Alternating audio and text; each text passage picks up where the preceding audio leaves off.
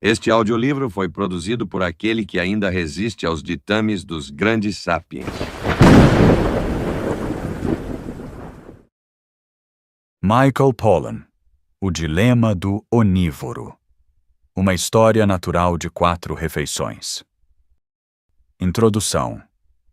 Nossa desordem alimentar nacional. O que devemos comer no almoço? Este livro é uma resposta longa e um tanto complexa para essa pergunta aparentemente simples. Ao longo do caminho, ele também tenta compreender como pôde uma questão tão simples ter se tornado tão complicada. Nossa cultura parece ter chegado a um ponto em que qualquer bom senso nacional a respeito de alimentação que um dia possamos ter tido foi substituído pela confusão e pela ansiedade. De algum modo, essa atividade das mais elementares decidir o que comer veio a exigir, numa medida impressionante, a ajuda de especialistas. Como chegamos ao ponto de precisar de jornalistas investigativos para nos dizer de onde vem a nossa comida e de nutricionistas para determinar o cardápio do nosso jantar? Para mim, o absurdo da situação tornou-se incontornável no outono de 2002, quando um dos mais antigos e respeitáveis artigos de primeira necessidade associados à vida humana repentinamente desapareceu da mesa de jantar dos americanos. Estou falando, é claro, do pão. Quase da noite para o dia, os americanos mudaram a maneira como comiam. Um surto coletivo do que só pode ser descrito como carbofobia tomou o país de assalto, suplantando uma era nacional de lipofobia que começara durante a administração de Jimmy Carter. Foi naquela época que uma comissão do Senado definiu uma série de metas dietéticas que advertiam os americanos apaixonados por carne a dizer adeus à carne vermelha. E assim, obedientemente temos agido até agora. O que determinou essa mudança radical? Ela parece ter sido fruto de uma autêntica tempestade de livros sobre dietas, pesquisas científicas e um artigo de revista publicado no momento apropriado. Os novos livros sobre dietas, muitos inspirados pelo antes desacreditado doutor Robert C. Atkins, traziam aos americanos a boa nova de que eles poderiam comer mais carne e ainda assim perder peso, contanto que deixassem de lado o pão e as massas.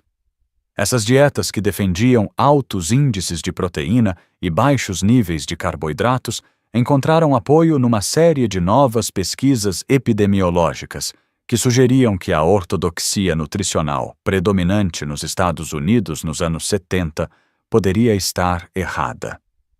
Ao contrário do que sustentava a opinião tradicional, não era a gordura que nos tornava gordos, mas sim os carboidratos que vínhamos comendo exatamente para nos mantermos elegantes, de forma que estavam maduras as condições para que o pêndulo das dietas sofresse uma nova oscilação quando, no verão de 2002, a revista do New York Times publicou uma reportagem de capa sobre as novas pesquisas intitulada "E se a gordura não nos deixasse mais gordos?".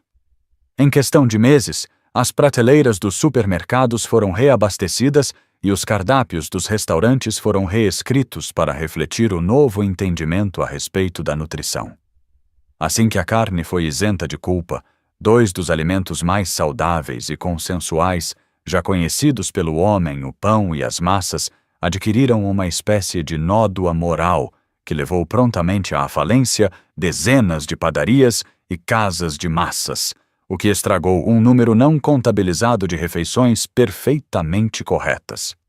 Uma mudança tão violenta na cultura dos hábitos alimentares é certamente indício de uma desordem alimentar nacional. Isso, com certeza, não teria acontecido numa cultura com tradições profundamente enraizadas no que diz respeito à comida e à alimentação.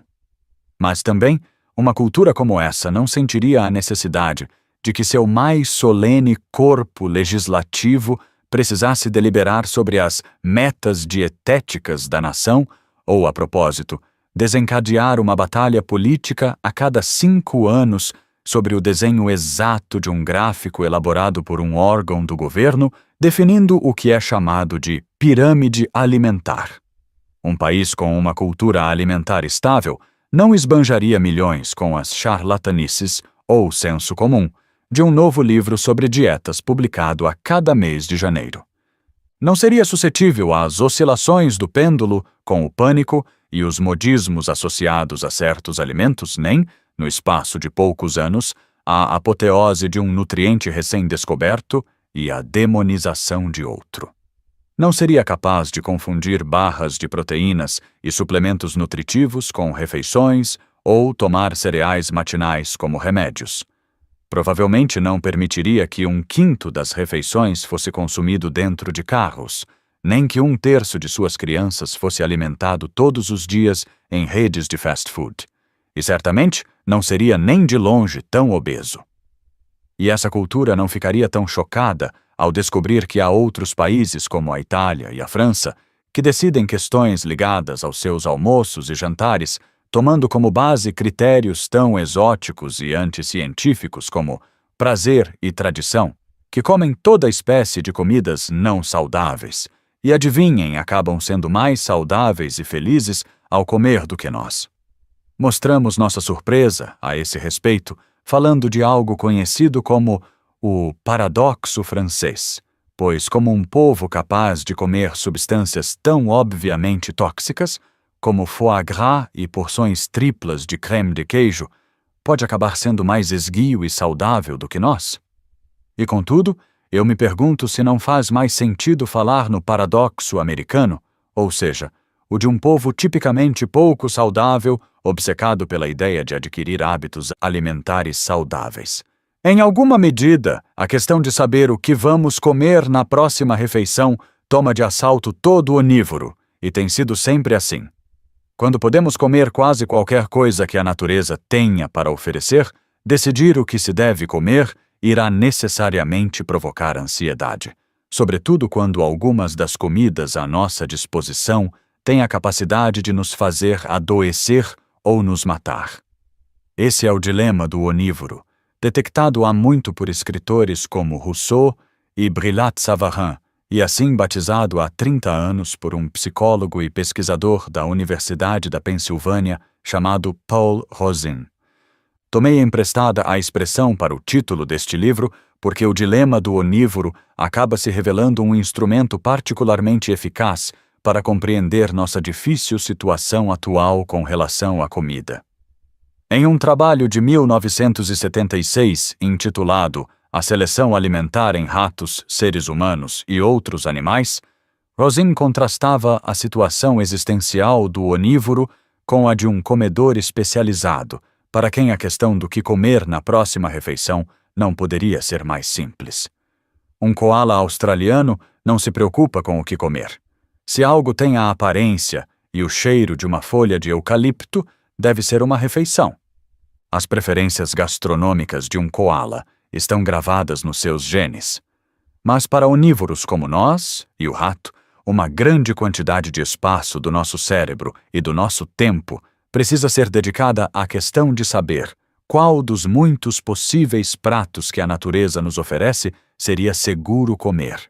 Nós nos fiamos nos nossos prodigiosos poderes de reconhecimento e memória para que nos guiem para longe dos venenos. Não foi esse o cogumelo que me fez passar mal a semana passada? E na direção das plantas nutritivas. As framboesas mais vermelhas são as mais suculentas e doces. Nossas papilas gustativas também ajudam, deixando-nos predispostos à doçura, um indício da energia dos carboidratos na natureza, e nos afastando do amargor, o sabor dos muitos alcaloides tóxicos produzidos pelas plantas. Um sentido de repugnância inato nos impede de ingerir coisas que possam ter um efeito nocivo, como carne estragada. Muitos antropólogos acreditam que a razão pela qual evoluímos até ter cérebros tão grandes e intrincados está precisamente no fato de isso nos ajudar a lidar com o dilema do onívoro. Ser um generalista é, evidentemente, uma grande vantagem, assim como um desafio. É o que permite que os seres humanos consigam habitar praticamente qualquer ambiente terrestre no planeta. A condição de onívoro também oferece os prazeres da variedade, mas o excesso de opções implica um grande estresse e conduz a uma espécie de visão maniqueísta da comida, uma divisão da natureza entre coisas boas para comer e coisas ruins. O rato precisa fazer essa distinção mais ou menos por conta própria, cada indivíduo tendo de aprender sozinho e então se lembrar sobre aquilo que alimenta e aquilo que envenena. O onívoro humano possui, além dos seus sentidos e da sua memória, a vantagem incalculável de contar com uma cultura capaz de guardar a experiência e a sabedoria acumulada de um sem número de seres humanos degustadores anteriores a nós. Não preciso fazer uma experiência com um cogumelo chamado hoje em dia, o que ajuda bastante, de chapéu da morte, e é um fato notório que o primeiro intrépido humano a provar uma lagosta descobriu algo muito bom. Nossa cultura codifica as regras do bom senso em relação à comida numa complexa estrutura de tabus, rituais, receitas, costumes e tradições culinárias que nos eximem de reviver o dilema do onívoro a cada refeição. Uma maneira de pensar a respeito da desordem alimentar dos Estados Unidos é encará-la como um retorno, com uma força quase atávica, ao dilema do onívoro. A prodigalidade do supermercado americano nos lançou de volta a uma paisagem alimentar desconcertante, em que precisamos novamente temer que algumas dessas apetitosas guloseimas possam nos matar. Não tão rápido como um cogumelo venenoso, mas de forma igualmente efetiva. A extraordinária abundância de comida encontrada nos Estados Unidos, por certo, torna mais complicado todo o problema da opção. Ao mesmo tempo, muitos dos instrumentos historicamente usados para lidar com o dilema do onívoro perderam aqui sua eficiência ou simplesmente fracassaram. Como uma nação relativamente nova, somos o resultado de muitas populações diferentes de imigrantes. E como cada uma delas tem sua própria tradição em relação à comida, os americanos nunca contaram com uma única, forte e estável tradição culinária que os guiasse. A falta de uma cultura alimentar estável nos deixa particularmente vulneráveis às adulações do cientista ou do marqueteiro especializados em comida, para quem o dilema do onívoro não é tanto um dilema, mas uma oportunidade. Interessa muito à indústria de alimentos que nossas ansiedades a respeito sejam exacerbadas. Assim ela pode aliviá-las com novos produtos. A perplexidade que sentimos no supermercado não é casual. O retorno do dilema do onívoro tem raízes profundas na moderna indústria dos alimentos. Raízes que, como descobri, remontam aos campos onde o milho é cultivado em lugares como Iowa. E assim chegamos ao ponto onde estamos, encarando no supermercado ou na mesa de jantar os dilemas impostos pela condição de onívoros, alguns antigos e outros jamais imaginados. A maçã orgânica ou a convencional? E, se orgânica, a nacional ou a importada? O peixe do mar ou o criado em tanques? As gorduras trans, a manteiga ou a não manteiga? Devo ser um carnívoro ou um vegetariano? E, se for vegetariano, um lacto-vegetariano apenas ou um vegetariano radical, um vegan, que não come derivados como leite, manteiga ou queijo? Da mesma forma que o homem que vive da caça e da coleta apanha um novo tipo de cogumelo do chão da floresta e consulta seu sentido de memória.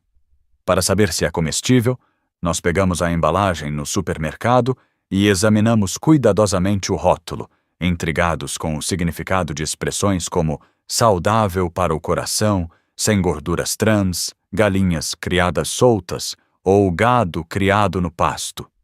O que é sabor natural grelhado, ou TBHQ ou goma xantana? Afinal, o que são todas essas coisas e de onde diabo saíram? Ao escrever O Dilema do Onívoro, minha aposta foi que a melhor maneira de responder às questões que enfrentamos ao decidir o que comer seria voltar verdadeiramente ao início de tudo, acompanhar as cadeias alimentares que nos sustentam, de cabo a rabo, da terra até o prato, até um pequeno número de refeições comuns. Quis dar uma olhada no ato de obter a comida e no ato de comer naquilo que essas ações têm de mais básico, ou seja, como uma transação entre as espécies e a natureza, entre comedores e comidos. A natureza inteira, escreveu o autor inglês William Ralphing, consiste numa conjugação do verbo comer, na forma passiva e ativa. O que tento fazer neste livro é abordar a questão da nossa refeição da mesma forma como um naturalista a encararia, usando tanto as lentes de longa distância da ecologia e da antropologia, como as de distância mais curta, mais íntimas, da experiência pessoal. Parto do princípio de que, como qualquer outra criatura na Terra, os seres humanos são parte de uma cadeia alimentar e de que nosso lugar nessa cadeia, ou rede, determina num grau considerável que tipo de criaturas nós somos. Nossa condição de onívoros em grande medida moldou o nosso corpo. Possuímos os dentes e as mandíbulas onicompetentes de um onívoro, igualmente adequados tanto para dilacerar carne como para moer grãos. E nossa alma, nossos prodigiosos poderes de observação e memória, assim como nossa postura em relação ao mundo natural, devem muito ao fato biológico da nossa condição de onívoros. O mesmo vale para as várias adaptações que sofremos ao longo de nossa evolução, com o objetivo de derrotar as defesas de outras criaturas de modo que pudéssemos comê-las, incluindo aí nossa capacidade de caçar e cozinhar utilizando o fogo. Alguns filósofos afirmaram que a amplitude do apetite humano é responsável tanto pela nossa selvageria como pela nossa civilidade, já que uma criatura para quem era possível comer qualquer coisa, inclusive vale ressaltar outros seres humanos, necessita especialmente de regras éticas, costumes e rituais. Não somos apenas o que comemos, mas também como comemos. E ainda assim, também somos diferentes da maior parte dos outros comedores, da natureza bem diferentes. Primeiro, porque adquirimos a capacidade de mudar de forma substancial as cadeias alimentares das quais dependemos, recorrendo a tecnologias revolucionárias, como cozinhar com fogo, caçar utilizando utensílios, cultivar a terra e preservar a comida.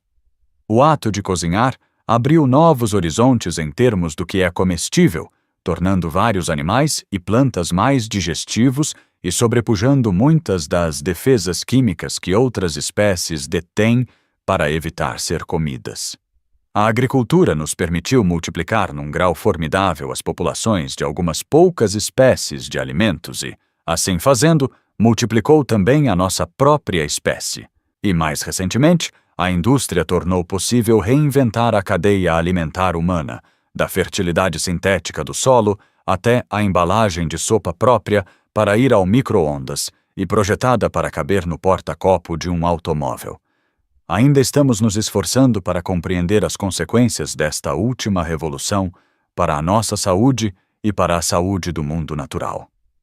O dilema do onívoro fala das 3 principais cadeias alimentares que garantem nossa sobrevivência nos dias de hoje: a industrial, a orgânica e aquela associada à esfera da caça e da coleta. Por mais que sejam diferentes, as 3 cadeias são sistemas destinados a fazer mais ou menos a mesma coisa: estabelecer um vínculo entre nós, pelo que comemos, e a fertilidade da terra e a energia do sol. Pode ser difícil entender por quê, mas até mesmo um simples bolinho de supermercado faz isso. Ele constitui um compromisso com o mundo natural.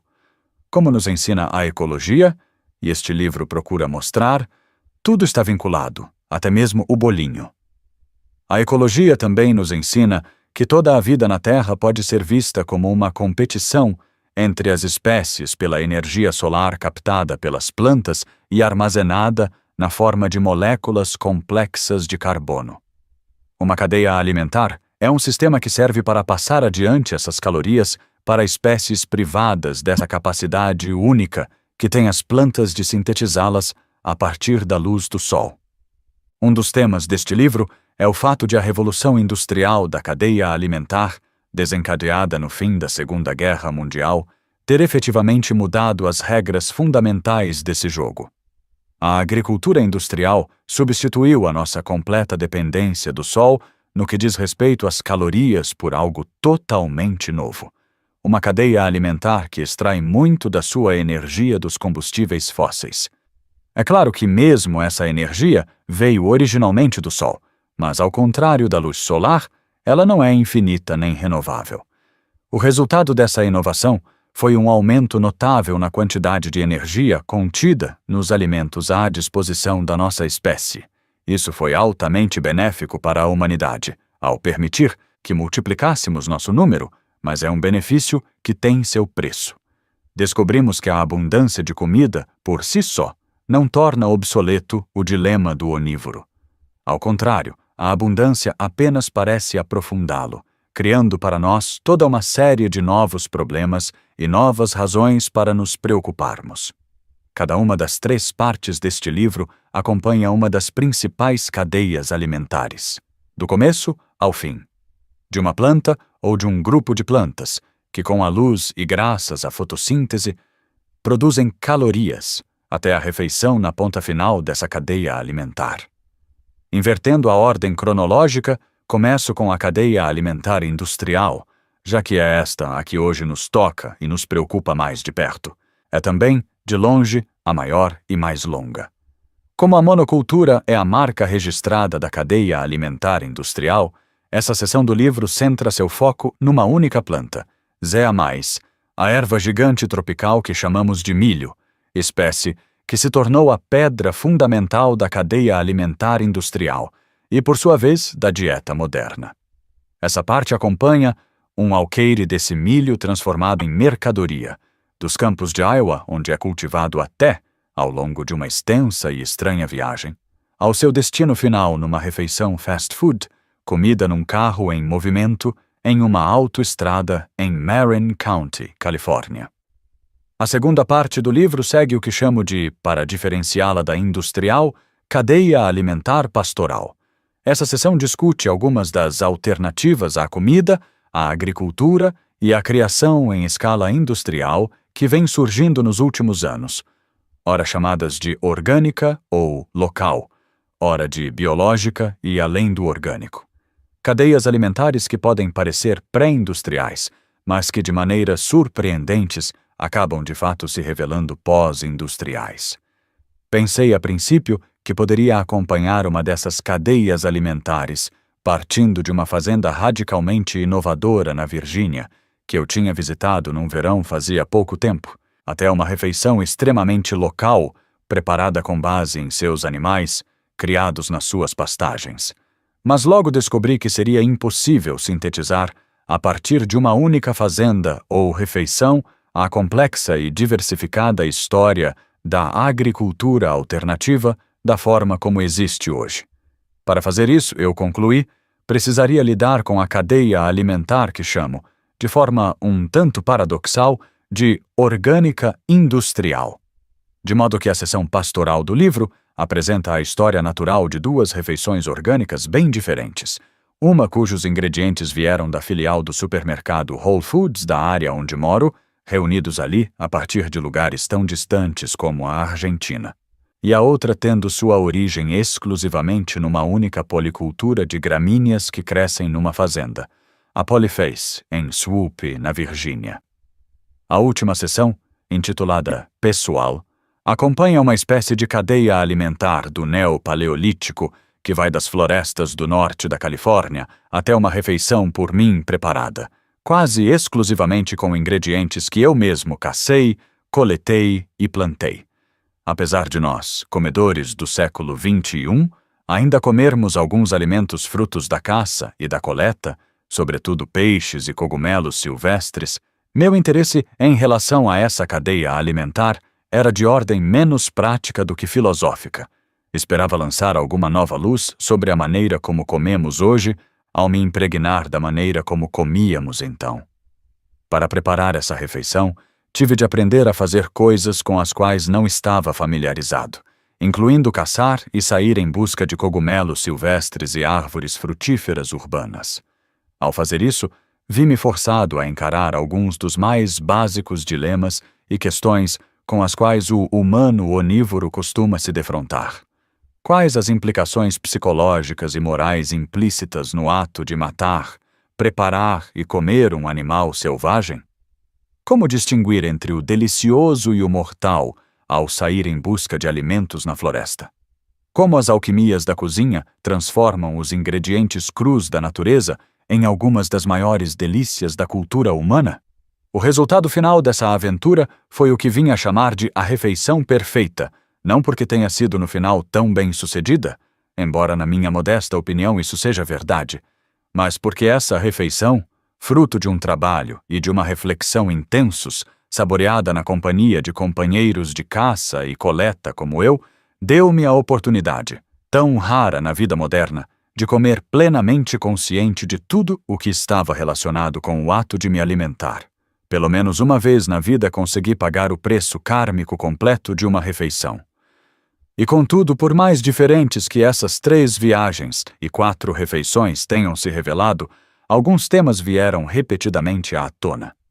Um deles é a tensão fundamental existente entre a lógica da natureza e a lógica da indústria humana, pelo menos do modo como está organizada hoje. A engenhosidade que demonstramos ao nos alimentar é algo prodigioso, mas em vários pontos nossas tecnologias entram em conflito com a maneira de a natureza fazer as coisas, como, por exemplo, quando procuramos maximizar a eficiência ao plantarmos certas espécies ou criarmos animais em vastas monoculturas. Isso é algo que a natureza nunca faz. Em vez disso, e por boas razões, opta pela diversidade. Grande parte dos problemas sanitários e ambientais produzidos pelo nosso sistema alimentar deve-se às nossas tentativas de simplificar excessivamente as complexidades da natureza, tanto no que diz respeito à ponta da produção, quanto ao consumo na nossa cadeia alimentar. Em ambas as extremidades de qualquer cadeia alimentar, encontramos um sistema biológico, um trecho de terra, um corpo humano, e a saúde de um está literalmente ligada à saúde do outro. Muitos dos problemas de saúde e nutrição encontrados hoje remontam a fatos acontecidos na fazenda, e por trás disso existem políticas governamentais específicas que poucos de nós conhecemos. Não estou querendo dizer que as cadeias alimentares humanas só recentemente entraram em conflito com a lógica da biologia. A agricultura nos seus primórdios e, muito antes disso, a caça empreendida pelos seres humanos revelaram-se imensamente destrutivas. Na realidade, talvez nem tivéssemos chegado a precisar da agricultura se gerações anteriores de caçadores não tivessem eliminado as espécies das quais dependíamos.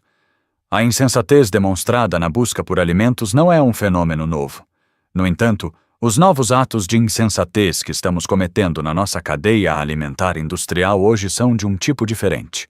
Ao substituir a energia solar pelo combustível fóssil, ao criar milhões de animais em rígidas condições de confinamento, ao alimentar estes animais com comida para a qual sua evolução não os adaptou, e ao nos alimentarmos com comidas que são muito mais insólitas do que imaginamos, estamos pondo em grave risco nossa saúde e a saúde do mundo natural. Outro tema, na verdade uma premissa, é que a maneira como comemos representa nosso compromisso mais profundo com o mundo natural. Diariamente, ao comermos, fazemos a natureza virar cultura, transformando o corpo do mundo nos nossos corpos e mentes. A agricultura fez mais para mudar a forma do mundo natural do que qualquer outra coisa que os seres humanos tenham feito, tanto no que diz respeito às suas paisagens, como à composição de sua flora e fauna. Nosso ato de comer também constitui uma relação com dezenas de outras espécies, plantas, animais e fungos, com as quais viemos evoluindo juntos a ponto de nossos destinos estarem intimamente entrelaçados. Muitas dessas espécies evoluíram expressamente para atender a nossos desejos, na intrincada dança do processo de domesticação que permitiu que nós e elas prosperássemos juntos de uma forma que não teria sido possível se estivéssemos os dois separados. Mas nosso relacionamento com as espécies selvagens que comemos, dos cogumelos que colhemos na floresta até as leveduras que fermentam nosso pão, não é menos fascinante e bem mais misterioso. Comer nos põe em contato com tudo aquilo que compartilhamos com outros animais e com tudo o que nos mantém à parte. É algo que nos define. O que talvez seja mais perturbador e triste a respeito da alimentação industrial é a forma como obscurece quase completamente todas essas relações e conexões. Ir da galinha, galos, até o Chicken McNugget significa deixar este mundo numa viagem de esquecimento que dificilmente poderia ter um preço mais alto, não apenas em termos da dor do animal, mas também do nosso prazer. Mas esquecer, ou em primeiro lugar, nem chegar a saber, é a própria essência da comida industrial, o principal motivo de ela ser tão opaca. Pois, se pudéssemos ver o que se passa atrás dos muros cada vez mais altos da nossa agricultura industrial, certamente mudaríamos nossa maneira de comer. Comer é um ato agrícola, disse numa frase famosa Wendell Berry. É também um ato ecológico, além de um ato político. Ainda que muito tenha sido feito para obscurecer esse fato bastante simples, o que e como comemos determinam em grande parte o que fazemos do nosso mundo e o que vai acontecer com ele. Ter de comer, mantendo a consciência de tudo o que está em jogo, pode parecer carregar um fardo, mas na prática poucas coisas na vida podem nos proporcionar tanta satisfação. Em comparação, os prazeres de se comer segundo os ditames da indústria, o que vale dizer comer na ignorância, são efêmeros. Muita gente hoje parece totalmente satisfeita comendo na extremidade da cadeia alimentar industrial sem parar para pensar no assunto. Provavelmente este livro não foi feito para essas pessoas. Há nele coisas que vão estragar seus apetites, mas este é, em última análise, um livro sobre o prazer de comer, os tipos de prazer que, à medida que são conhecidos por nós, só tendem a se aprofundar. Parte 1. Industrial. Milho. Capítulo 1 da parte 1. A planta. A conquista do milho. Tópico 1 do capítulo 1. Um naturalista no supermercado. Dotado de ar-condicionado, inodoro, iluminado por lâmpadas fluorescentes, o supermercado americano não se apresenta como um ambiente que tenha muito a ver com a natureza. E, contudo, o que é esse lugar senão uma paisagem? Feita pelo homem, é verdade, repleta de plantas e animais? Não falo apenas da seção de legumes e verduras ou do balcão de carnes, a flora e a fauna do supermercado. Em termos ecológicos, estas são as seções mais legíveis, os lugares nos quais não se precisa de um guia para identificar as espécies locais. Ali está a berinjela, a cebola, a batata e o alho poró. Aqui a maçã, a banana e a laranja. Borrifadas com orvalho matinal, a intervalos de poucos minutos, legumes e verduras ocupam o único canto do supermercado onde podemos pensar: ah, sim, a prodigalidade da natureza. O que provavelmente explica o porquê de esse jardim de frutas e legumes, às vezes flores também, geralmente ser a primeira coisa ao alcance dos olhos do consumidor que passa pelas portas automáticas. Vá em frente com seu carrinho, até a parede espelhada atrás da qual trabalham os funcionários que lidam com as carnes, e você encontrará uma série de espécies só um pouco mais difíceis de identificar. Há galinhas e perus, cordeiros, vacas e porcos. Porém, na seção de carnes, parece ser cada vez menos perceptível a caracterização de cada animal como espécie, já que vacas e porcos chegam cada vez mais subdivididos em pedaços geométricos, sem osso e sem sangue. Nos últimos anos, essa mesma atmosfera vem sendo transmitida aos poucos à seção de legumes e verduras, onde agora é possível encontrar batatas cortadas em cubos imaculadamente brancos, no lugar das batatas que antes traziam resíduos do solo, e mini-cenouras cortadas à máquina e cuidadosamente alinhadas como pequenos torpedos. Mas, em geral, aqui na flora e na fauna, não é preciso ser um naturalista, muito menos um cientista da área de alimentos para saber quais espécies estamos jogando dentro do nosso carrinho. No entanto, se nos aventurarmos mais adiante, estaremos entrando em regiões do supermercado nas quais a própria noção de espécie parece cada vez mais obscura.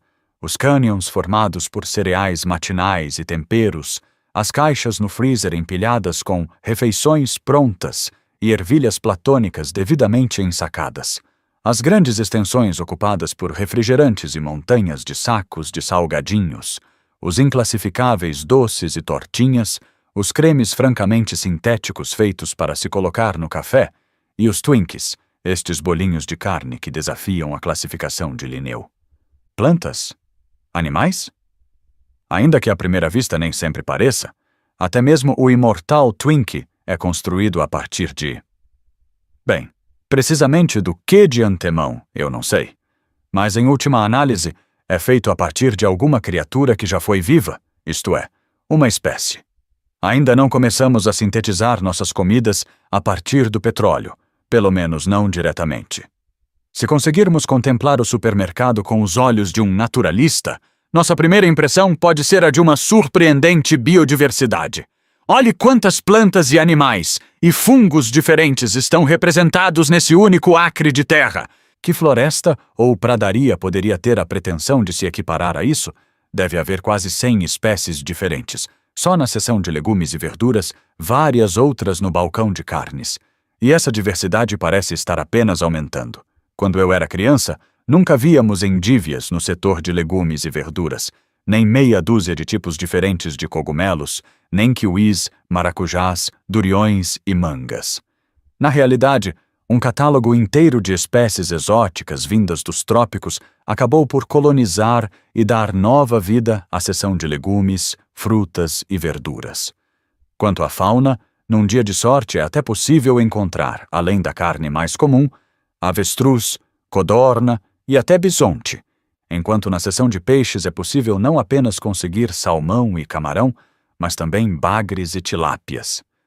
Naturalistas consideram a biodiversidade como uma referência para se aferir à saúde de uma paisagem, e a devoção à variedade e à riqueza de opções demonstrada pelo supermercado moderno parece refletir e até mesmo promover exatamente esse tipo de vigor ecológico. A não ser pelo sal e por um punhado de aditivos alimentares sintéticos, todo e qualquer item comestível encontrado num supermercado é um elo na cadeia alimentar que começa com uma determinada planta crescendo num trecho específico de solo, ou, mais raramente, num pedaço de mar, em algum ponto da terra. Às vezes, como ocorre no setor de legumes e verduras, esta cadeia é bem curta e fácil de se seguir. Como diz o saco em forma de rede, esta batata foi cultivada em Idaho. Aquela cebola veio de uma fazenda no Texas. Ao nos aproximarmos da carne, no entanto, a cadeia torna-se mais longa e menos compreensível. O rótulo não menciona o fato de que aquela costela veio de um bezerro nascido em Dakota do Sul, engordado num estábulo do Kansas com grãos plantados em Iowa.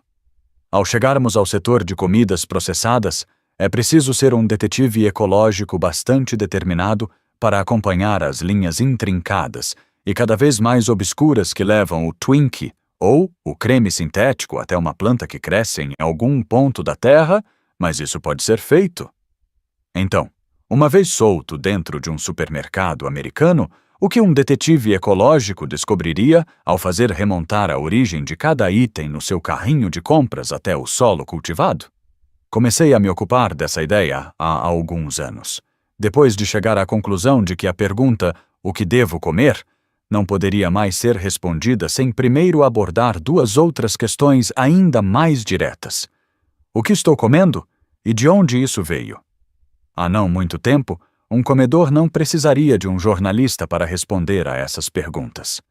O fato de hoje em dia recorrerem a ele com tanta frequência oferece um ótimo ponto de partida para chegar a uma definição de comida industrial. Toda comida cuja proveniência é tão complexa e obscura que exige a ajuda de um especialista para determinar de onde ela veio. Quando comecei a tentar seguir a cadeia alimentar industrial, aquela que alimenta a maioria de nós na maior parte do tempo e que costuma culminar ou num supermercado ou numa refeição fast food, esperava que minhas investigações fossem me levar a uma enorme variedade de lugares.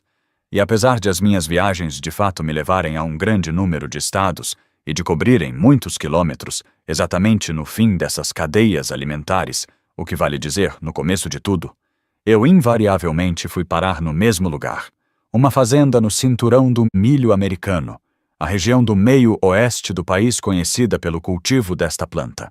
Acaba-se descobrindo que o grande edifício de variedade e opções que é o supermercado americano tem fundações biológicas notavelmente restritas a um pequeno grupo de plantas dominadas por uma única espécie, Zea mays, a erva tropical gigante que a maioria de nós conhece como milho. É o milho que alimenta o novilho que se transforma no bife. O milho alimenta a galinha e o porco, o peru e o cordeiro, o bagre e a tilápia e, cada vez mais, até o salmão, um carnívoro por natureza que os criadores de peixe estão submetendo a uma reengenharia para que passe a tolerar o milho. Os ovos são feitos de milho. O leite e o queijo e o iogurte, que antes vinham das vacas leiteiras que se alimentavam no pasto, agora costumam vir das vacas Holstein, que passam toda sua vida útil num estábulo, ligadas às máquinas, comendo milho. Vamos adiante para a seção de comidas processadas e encontramos manifestações ainda mais intrincadas do milho. Num nugget de galinha, por exemplo, o milho se sobrepõe ao milho. A galinha ali contida consiste em milho, é claro, mas também os outros ingredientes do nugget, incluindo o amido de milho geneticamente modificado que dá a liga responsável pela consistência da coisa, a farinha de milho na massa que a reveste e o óleo de milho no qual a peça é frita. E, o que é muito menos óbvio, as leveduras e a lecitina, os mono, di e triglicerídeos, a atraente cor dourada e até mesmo o ácido cítrico que mantém o nugget fresco, todos podem ser derivados do milho. Ao acompanhar seus nuggets de frango com qualquer refrigerante encontrado no supermercado, você estará acrescentando milho ao milho. Desde a década de 1980, absolutamente todos os refrigerantes e a maior parte das bebidas à base de frutas vendidas nos supermercados vêm sendo adoçados com xarope de milho com alto teor de frutose. Depois da água, o adoçante à base de milho é o seu principal ingrediente. Se, em vez disso, optarmos por pegar uma cerveja, ainda assim estaremos bebendo milho, na forma de álcool fermentado, a partir de glicose refinada de milho. Leia os ingredientes na embalagem de qualquer alimento processado e, contanto que saiba decifrar os termos químicos que o disfarçam, milho é o que você encontrará. Para amido modificado ou não modificado, para xarope de glicose e maltodextrina, para frutose cristalina e ácido ascórbico, para lecitina e dextrose, ácido lático e lisina, para maltose e HFCS, para MSG e polialcoóis, para a cor caramelo e goma xantana. Por tudo isso, leia-se: milho. O milho está no creme para o café e no cheese whiz, no iogurte congelado e na refeição semipronta, na fruta em lata, no ketchup e nos doces, nas sopas e tiragostos e misturas para bolo, nos waffles com cobertura e nos congelados, nos xaropes e molhos quentes, na maionese e na mostarda, nos cachorros quentes e no molho à bolonhesa, na margarina e na manteiga de bolo, no molho para saladas e nos condimentos e até nas vitaminas. Sim, também está nos Twinkies. Num supermercado médio americano, é possível encontrar cerca de 45 mil itens, e mais de um quarto deles atualmente contém milho. Isso também vale para os itens não comestíveis. Tudo, da pasta de dentes até os cosméticos e as fraldas descartáveis, sacos de lixo, produtos de limpeza, fósforos e pilhas, até mesmo a película brilhante que recobre a capa da revista, que chama sua atenção na banca: milho. Mesmo no setor de legumes e verduras, quando não existe nenhum milho à vista, você acabará encontrando muito milho. Na cera vegetal, com a qual os pepinos são recobertos e que lhes dá um brilho extra, nos pesticidas responsáveis pela perfeição exibida pelos produtos, até mesmo no revestimento das embalagens de papelão de que foram revestidos. Na realidade, o próprio supermercado, as divisórias e folhas de material prensado, o linóleo, a fibra de vidro e os adesivos com os quais as instalações foram construídas, consiste de alguma forma numa manifestação do milho. E nós? Tópico 2 do capítulo 1. Milhos ambulantes. Os descendentes dos maias que vivem no México às vezes ainda se referem a si mesmos como o povo do milho. A frase não tem a intenção de ser uma metáfora. Ao contrário, procura reconhecer sua ancestral dependência em relação a essa erva milagrosa, a base de sua dieta por quase 9.000 anos. 40% das calorias que um mexicano absorve por dia vem diretamente do milho, em sua maior parte na forma de tortilhas. Então, quando um mexicano diz "sou de milho", está apenas reconhecendo um fato. A própria substância do corpo de um mexicano é, numa medida considerável, uma manifestação dessa planta. Para um americano como eu, que cresceu associado a uma cadeia alimentar muito diferente, embora também enraizada num milharal, não se imaginar uma pessoa feita de milho sugere ou uma falta de imaginação ou um triunfo do capitalismo. Ou talvez um pouco de ambos. Requer, de fato, um pouco de imaginação reconhecer a espiga de milho na garrafa de Coca-Cola ou no Big Mac. Ao mesmo tempo, a indústria dos alimentos foi plenamente bem-sucedida ao nos convencer de que os 45.000 itens diferentes no supermercado, cerca de 17.000 novos itens a cada ano, representam uma genuína variedade e não apenas engenhosos remanejamentos de moléculas extraídas da mesma planta. Você é o que você come, costumamos ouvir, e se isso é verdade, então aquilo que mais comemos é milho, ou mais precisamente milho processado. Essa afirmativa é passível de ser provada cientificamente. Os mesmos cientistas que reconstituem as dietas da antiguidade a partir dos vestígios de seres humanos mumificados podem fazer o mesmo comigo ou com você, usando uma mecha de cabelo ou um pedaço de unha. A ciência trabalha identificando isótopos estáveis de carbono num tecido humano que exibe as assinaturas dos diferentes tipos de plantas que originalmente os captaram do ar e os introduziram na cadeia alimentar. Vale a pena acompanhar as complexidades desse processo, já que ele nos ajuda a entender como o milho pode ter chegado a dominar nossa dieta e, em seguida, expandir-se por uma área na superfície da Terra maior do que a ocupada por qualquer outra espécie domesticada, inclusive a nossa própria espécie. O carbono é o elemento mais comum nos nossos corpos na realidade, em todas as criaturas vivas na Terra. Nós, os terráqueos, como dizem, somos uma forma de vida carbônica. Como afirmou certa vez um cientista, o carbono abastece a vida na sua quantidade, já que é o principal elemento estrutural na matéria viva, enquanto o nitrogênio, bem mais escasso, a abastece na sua qualidade. Mas falaremos mais sobre isso depois. Originalmente, os átomos do carbono dos quais somos feitos estavam flutuando no ar, como parte de uma molécula de dióxido de carbono. A única maneira de recrutar esses átomos de carbono para as moléculas necessárias para a sustentação da vida, os carboidratos, aminoácidos, proteínas e lipídios, é através da fotossíntese. Usando a luz do sol como um catalisador, as células verdes das plantas combinam átomos de carbono extraídos do ar com água e com elementos retirados do solo para formar compostos orgânicos simples que se encontram na base de toda a cadeia alimentar. Dizer que as plantas criam a vida do nada, do ar, é mais do que uma figura de linguagem. Mas o milho adota esse procedimento de uma maneira ligeiramente diferente do que fazem as outras plantas. Uma diferença que não apenas o torna mais eficiente do que a maior parte das outras plantas, mas também acaba por preservar a identidade dos átomos de carbono que recruta, mesmo depois que já se transformaram em Gatorade, Ring-Dings ou hambúrgueres, sem falar nos corpos humanos alimentados com essas coisas. Enquanto a maioria das plantas cria, durante a fotossíntese, compostos com 3 átomos de carbono, o milho, juntamente com um punhado de outras espécies, produz compostos com 4.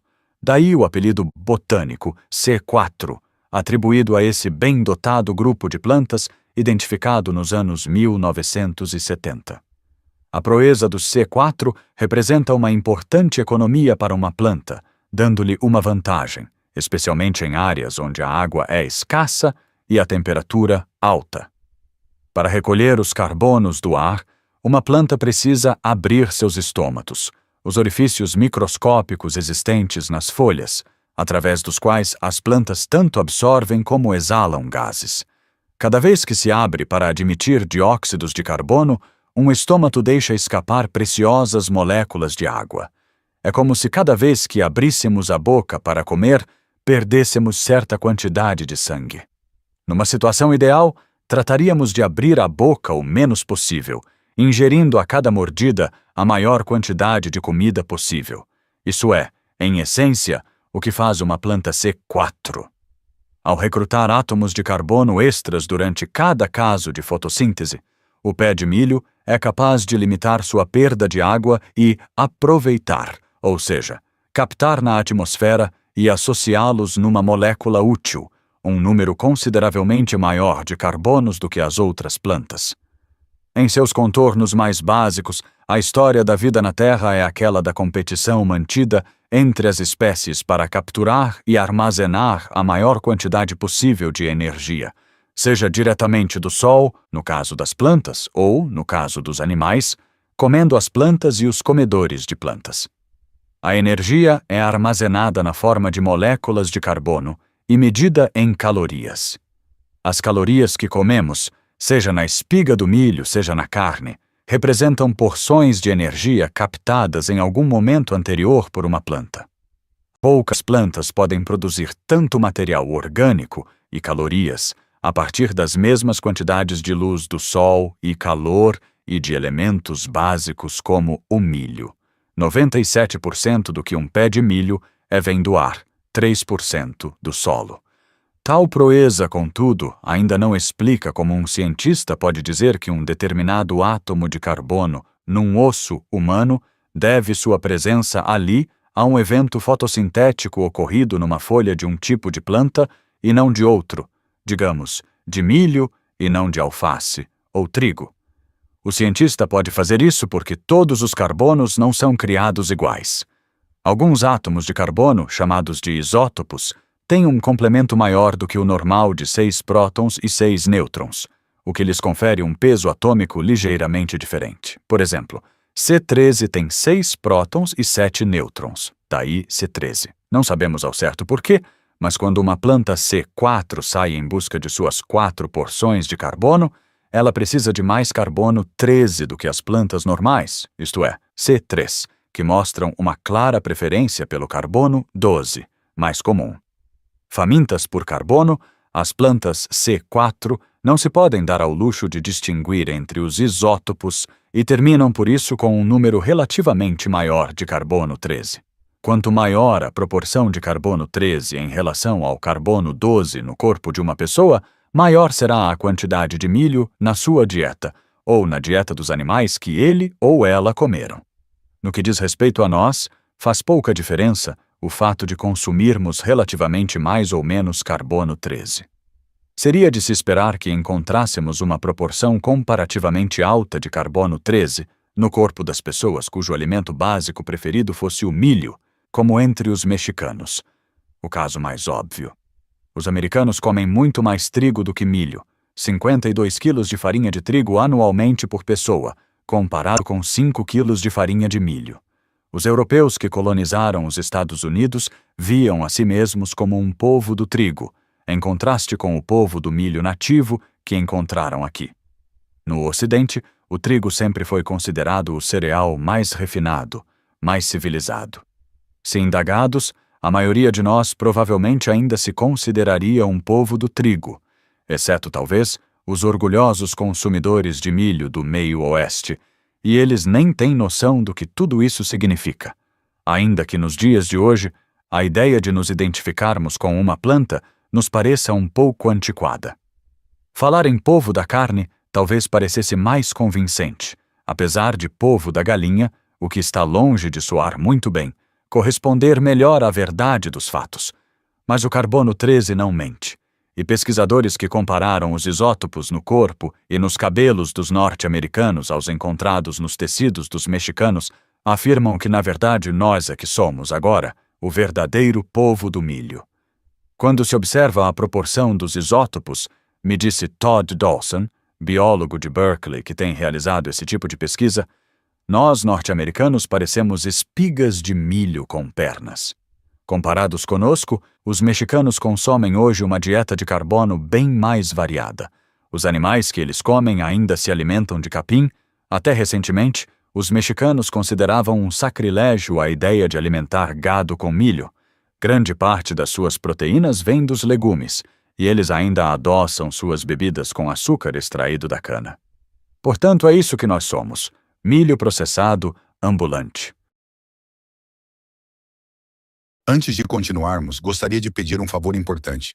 Inscreva-se no canal, ative o sininho e deixe o like. Isso ajuda muito, pois deu bastante trabalho e levou muitas horas para editar o vídeo, transformar o livro em texto, diagramar corretamente para inserção no Eleven Labs e direcionar a voz corretamente para este audiolivro.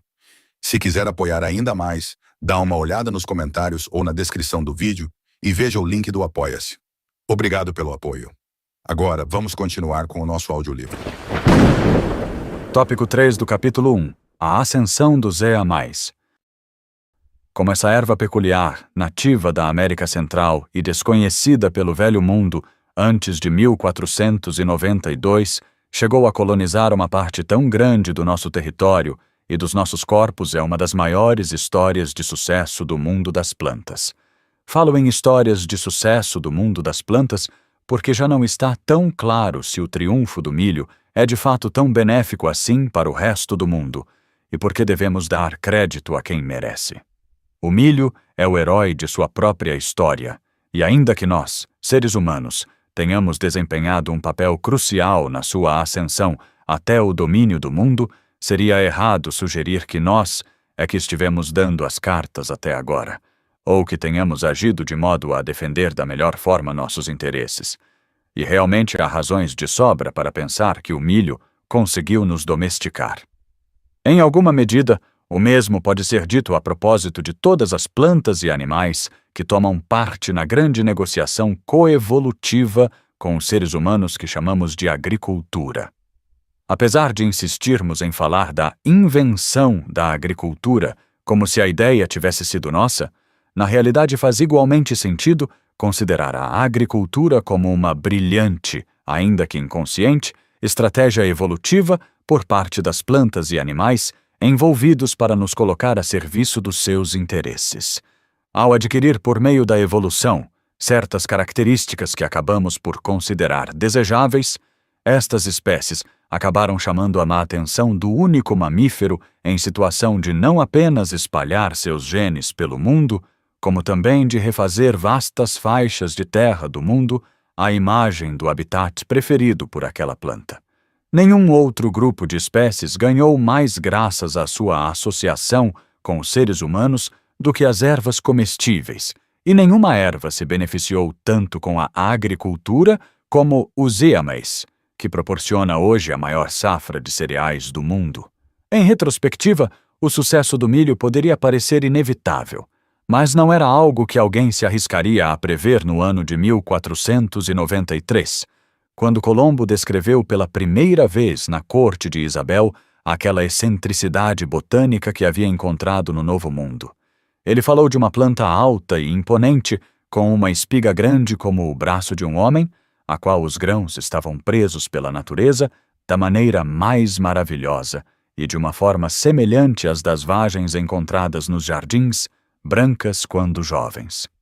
Talvez fosse maravilhosa, mas apesar disso, esta planta era afinal o alimento básico de um povo que logo seria conquistado e quase exterminado. A rigor, o milho deveria ter tido o mesmo destino dessa outra espécie nativa, o bisonte, que foi desprezado e escolhido como alvo para ser eliminado precisamente por ser a despensa dos índios, nas palavras do general Philip Sheridan, comandante dos exércitos do Oeste. Exterminem a espécie, aconselhou Sheridan, e então suas pradarias poderão se ver salpicadas com gado e cowboys alegres. O plano de Sheridan, em síntese, era o plano para o continente inteiro. O homem branco trouxe com ele para o Novo Mundo suas próprias espécies associadas, gado e maçãs, porcos e trigo, sem falar nas habituais pragas e micróbios, e sempre que possível as ajudou a remover as plantas e animais nativos aliados aos índios. Mais do que o rifle, foi esse exército biótico o maior responsável pela derrota dos índios. O milho, porém, desfrutava certas vantagens botânicas que permitiriam que ele prosperasse, mesmo que os americanos nativos com os quais tinha coevoluído estivessem sendo eliminados. Na verdade, o milho, a única planta sem a qual os colonos americanos dificilmente teriam sobrevivido, e muito menos prosperado, terminou ensejando a destruição do mesmo povo que tinha ajudado a desenvolvê-lo.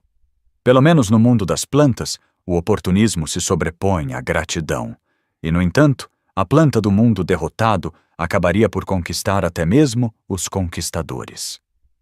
O índio Squanto ensinou aos primeiros peregrinos como plantar milho na primavera de 1621, e os pioneiros reconheceram imediatamente o seu valor.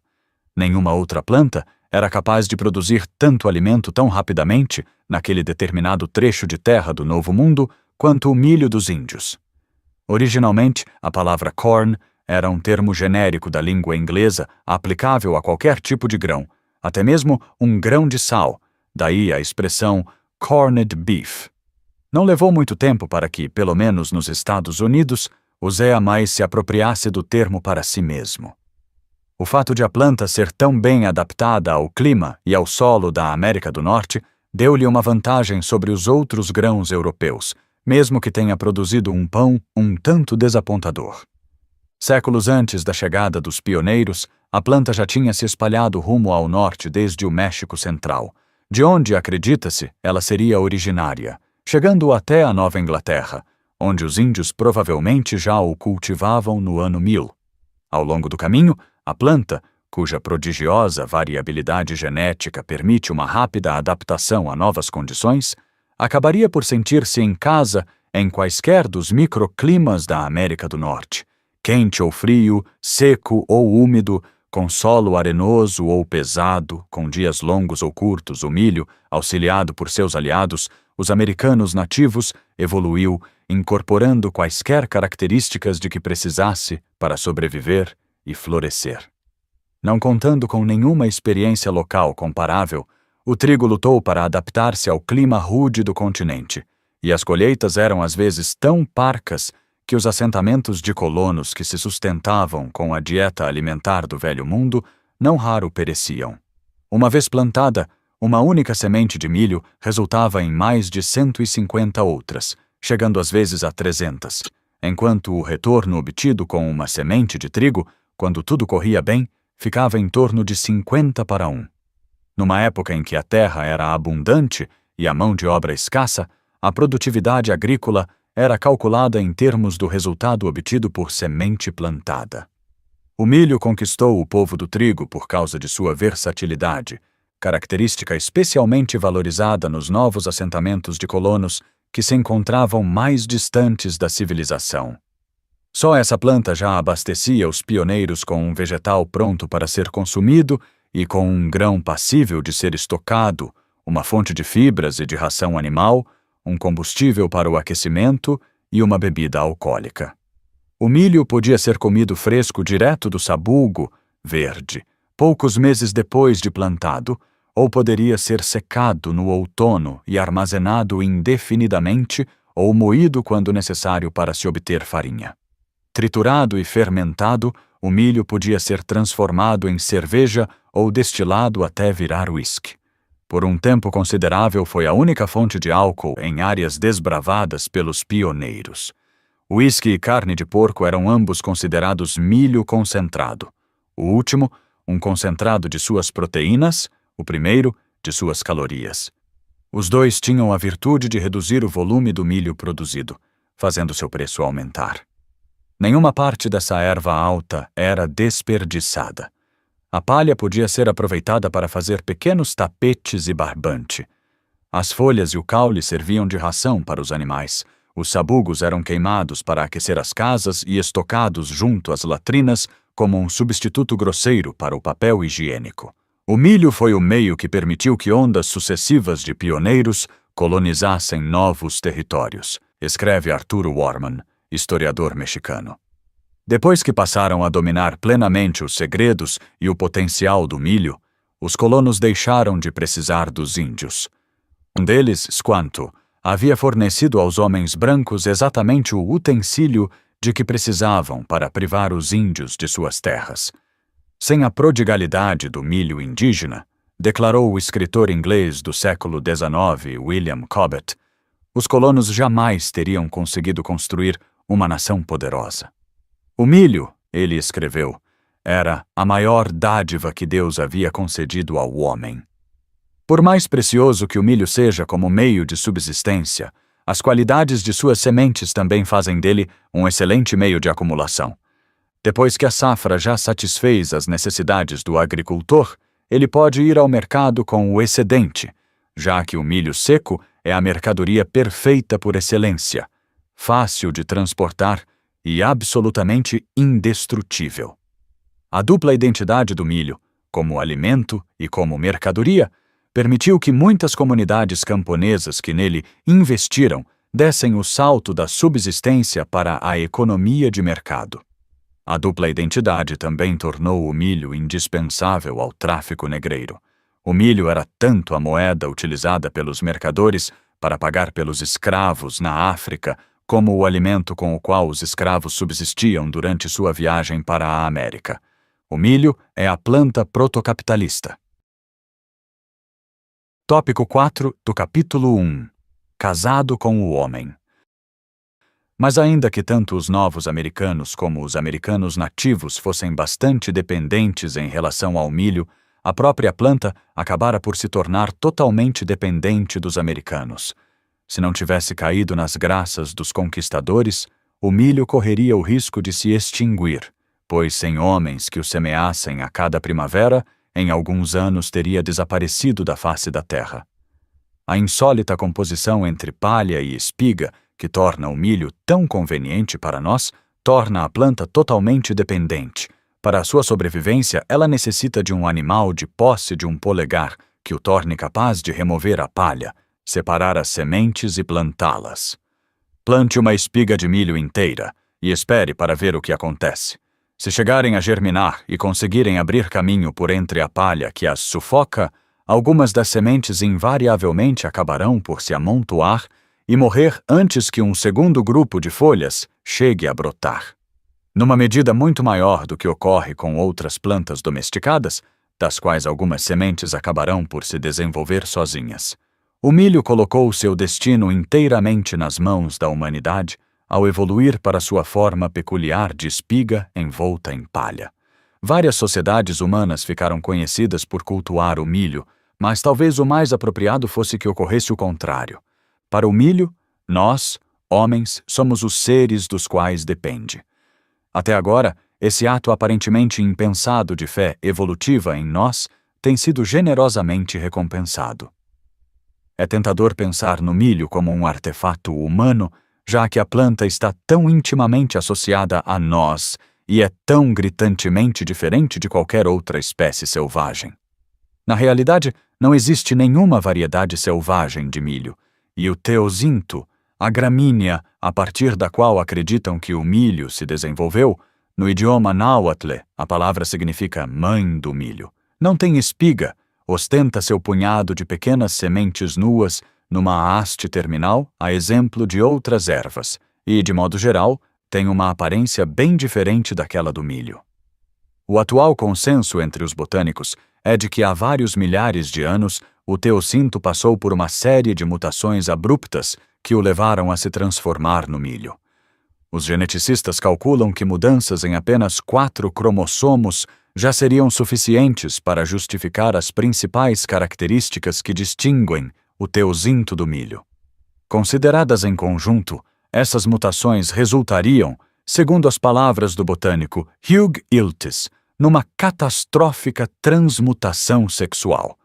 A transferência dos órgãos femininos da planta do topo da haste da erva para uma espiga monstruosamente recoberta no meio do caule.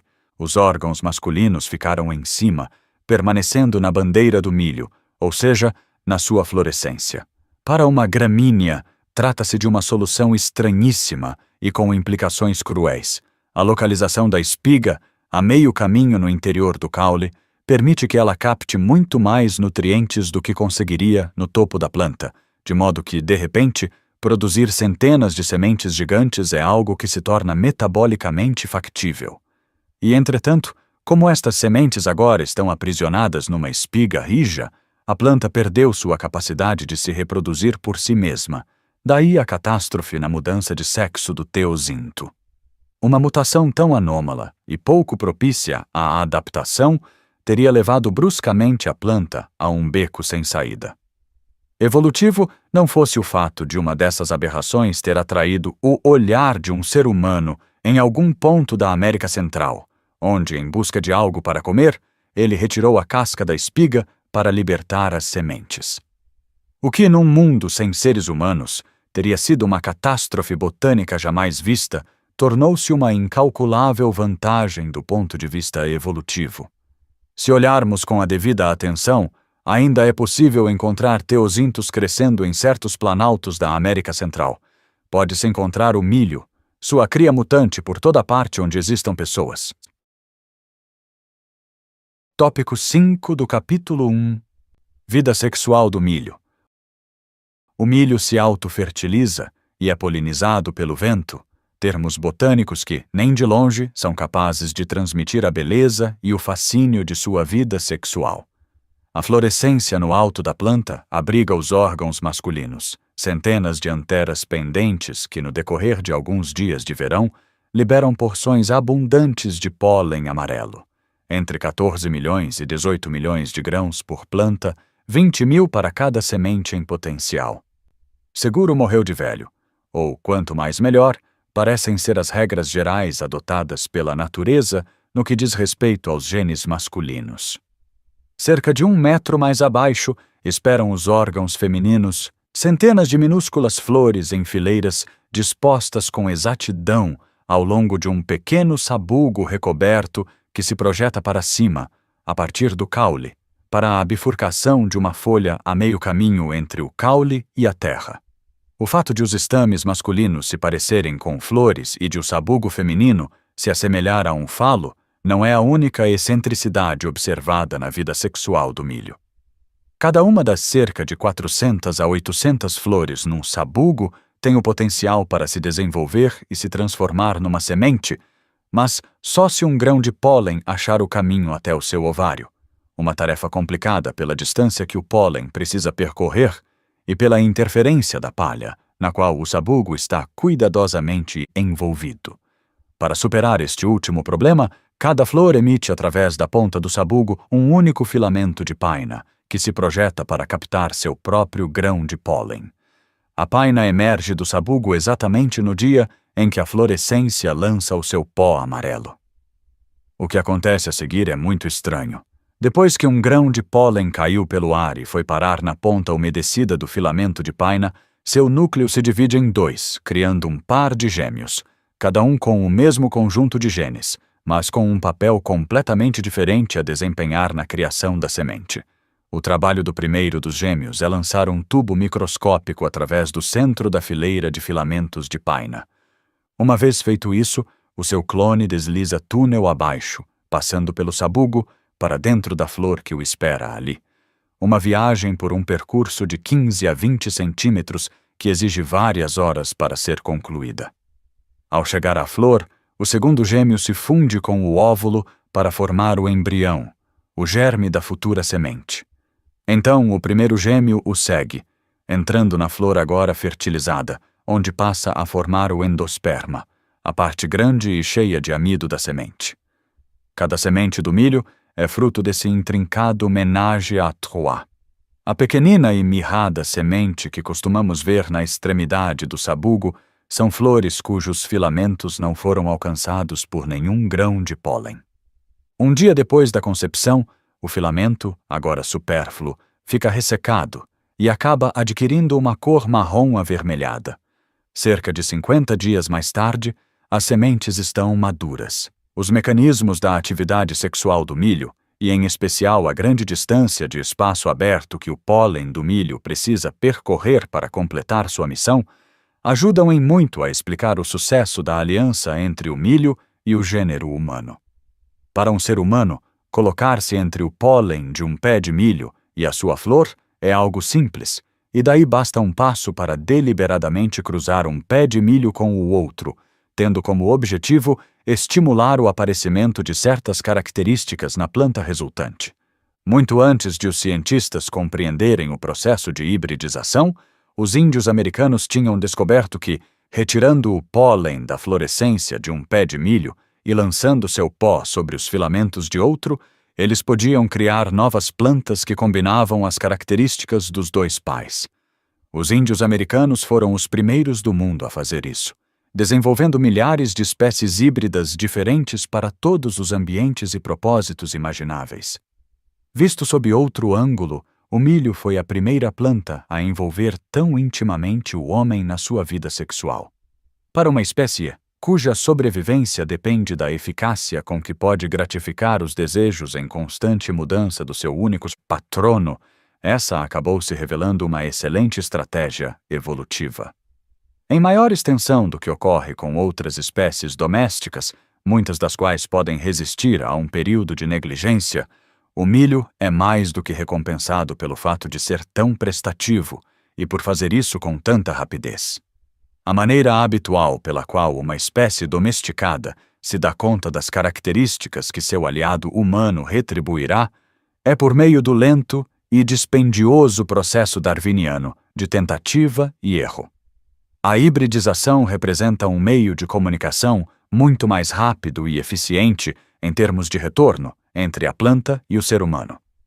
Ao permitir que o homem arranje seus casamentos, o milho pode descobrir numa única geração exatamente as propriedades de que precisa para prosperar.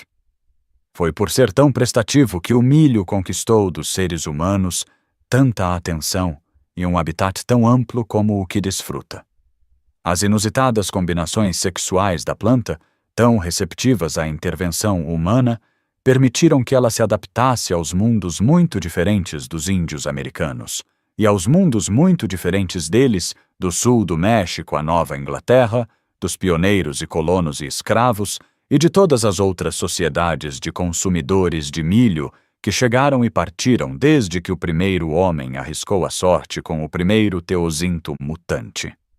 Mas de todos os ambientes humanos aos quais o milho desde então se adaptou, a adaptação ao nosso próprio ambiente, o mundo do capitalismo industrial de consumo, ou seja, o mundo do supermercado e das franquias de fast food, certamente representa a mais extraordinária façanha em termos evolutivos já realizada pela planta até hoje.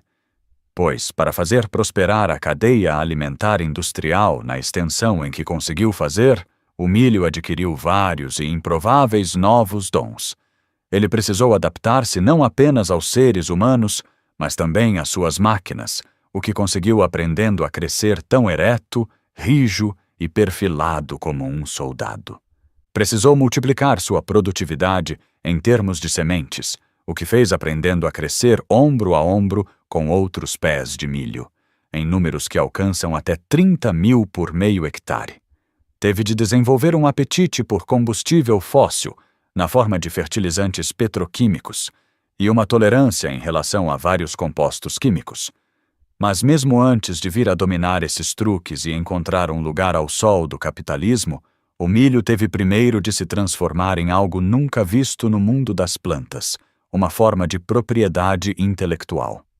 Esta livre atividade sexual do milho que descrevi permitia que as pessoas fizessem praticamente o que queriam com os seus genes, exceto ser dono deles, um grande problema para uma planta com pretensões ao capitalismo.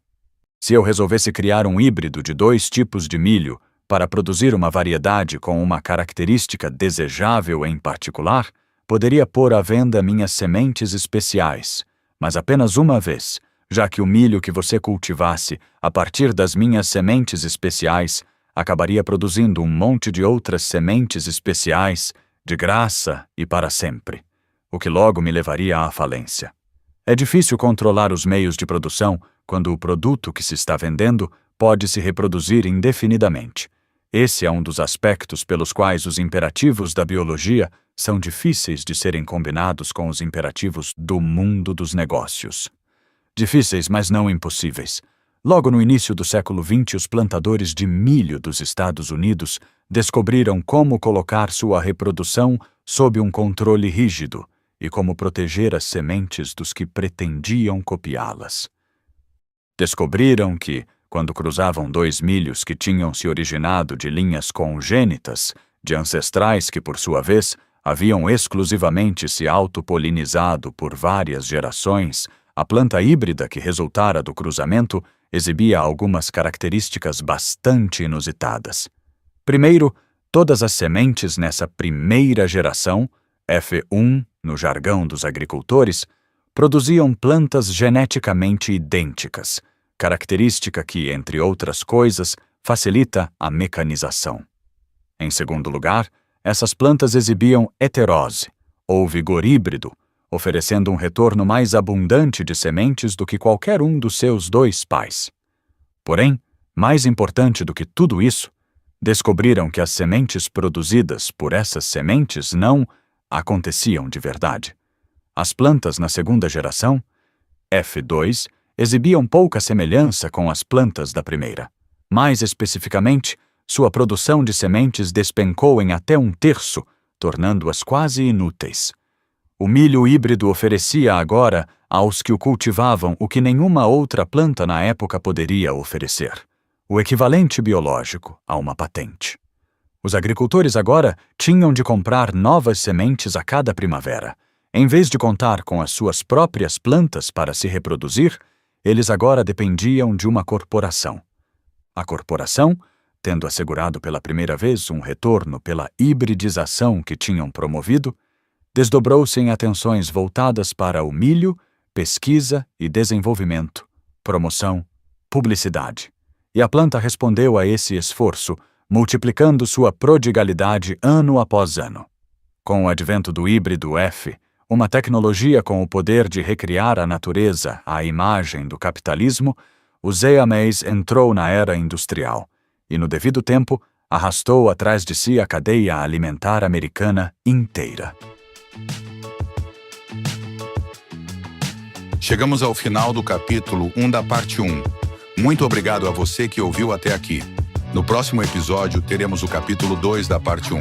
Então, não se esqueça de se inscrever no canal e deixar o like para continuar acompanhando este audiolivro. Até lá!